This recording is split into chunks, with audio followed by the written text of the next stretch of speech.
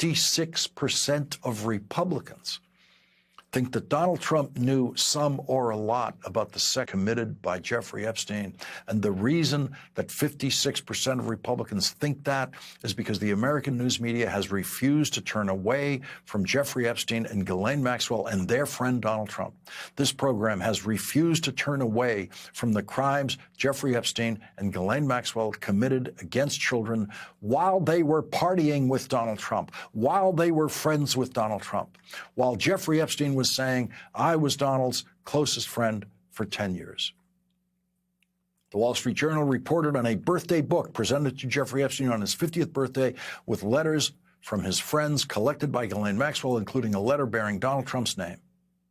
And Donald Trump was so terrified of that news report that he threatened Rupert Murdoch, the owner of the Wall Street Journal, that he would sue Rupert Murdoch and sue the Wall Street Journal if they published that report. And Rupert Murdoch looked at the evidence that his reporters had, and he published that story. And Donald Trump then filed his phony lawsuit against Rupert Murdoch, which Donald Trump will never pursue, because that lawsuit enables Rupert Murdoch to put Donald Trump under oath in a deposition and force Donald Trump to answer questions under oath about whether he knew some or a lot about these sex crimes committed by Jeffrey Epstein against children. 71% of Americans think Donald Trump knew some or a lot about the sex crimes committed by Jeffrey Epstein against children before the investigations into Jeffrey Epstein even began.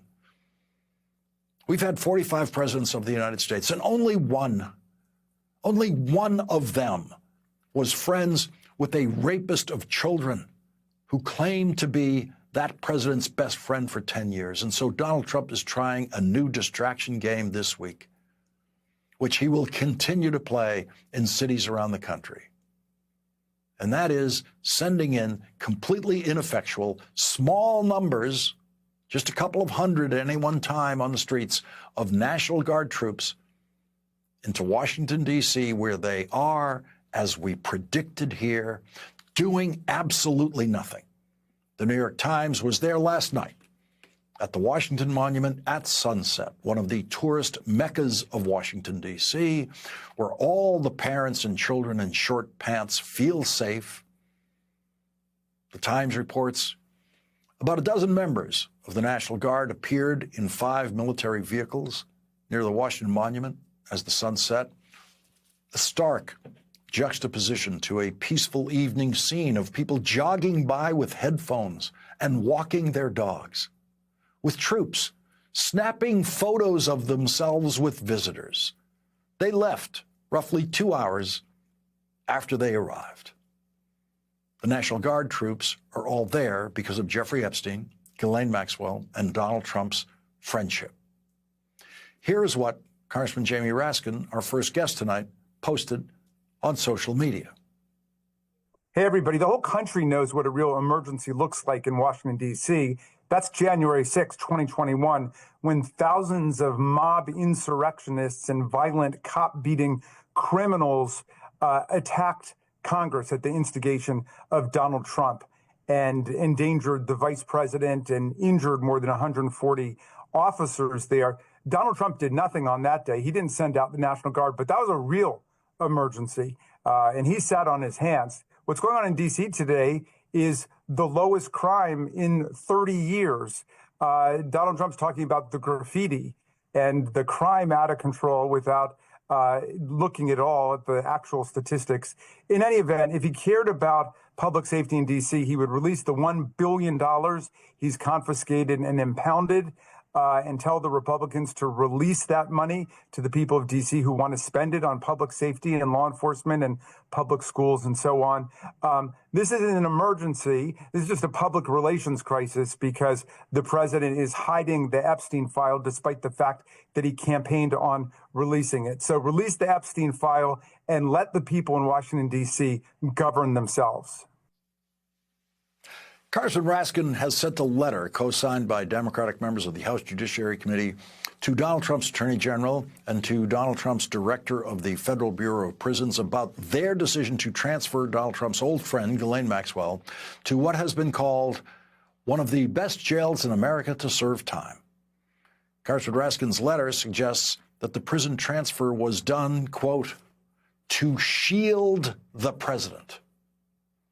Congressman Raskin's letter says, 2 weeks ago, you inexplicably transferred Ghіઝlаіnе Махwеll, Jeffrey Epstein's co-conspirator, from a federal correctional institution to a far preferable and relatively luxurious minimum security prison camp in Texas just 3 years into her 20-year sentence for sexually exploiting and abusing minor girls as young as 14.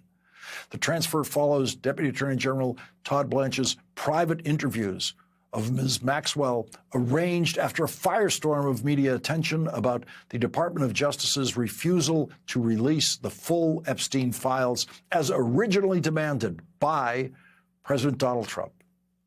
These actions raise substantial concerns that the administration may now be attempting to tamper with a crucial witness, conceal President Trump's relationship with convicted sex offenders, and coax Ms. Maxwell into providing false or misleading testimony in order to protect the president. The Trump administration has engaged in a series of actions that create the strong appearance that it is attempting to cover up the full extent of the relationship between President Trump and Mr. Epstein. 71% of Americans think Donald Trump knew some or a lot about the sex crimes committed by Jeffrey Epstein against children before the investigations into Jeffrey Epstein even began. Congressman Raskin's letter continues. During President Trump's first administration, federal prosecutors charged Ms. Maxwell with perjury, stating her willingness to brazenly lie under oath about her conduct strongly suggests her true motive has been and remains to avoid being held accountable for her crimes. The letter says this about Deputy Attorney General Todd Blanche, whose last job was Donald Trump's personal criminal defense lawyer.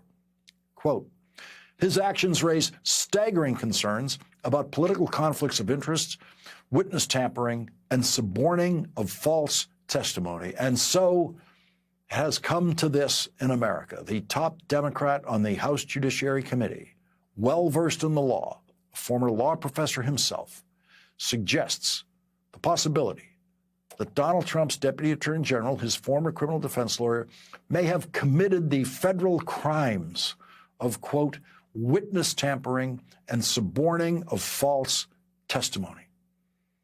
Congressman Raskin's letter says, less than a week after Mr. Blanche's meeting with Ms. Maxwell, Bureau of Prisons transferred her from a federal correctional institution in Tallahassee, Florida, to an all-woman minimum security prison camp in Bryan, Texas, which is listed as one of the best jails in America to serve time.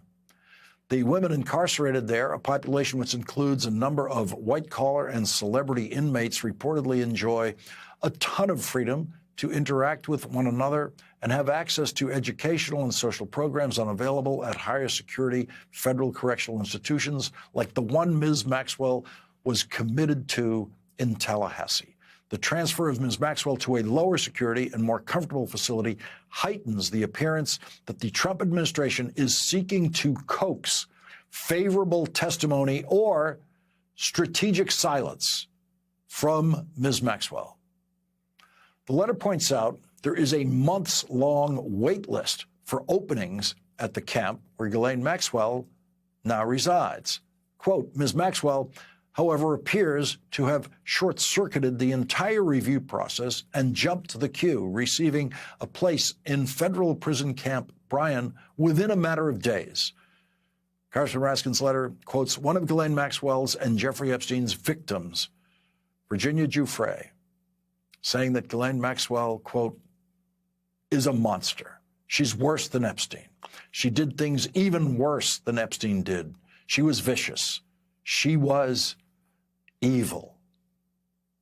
On the last page of his letter, Congressman Raskin writes, the committee must have access to all documents and information regarding these actions to assess whether the Department of Justice officials and the president have abused prosecutorial and law enforcement resources to shield the president. Alumni We want to fight.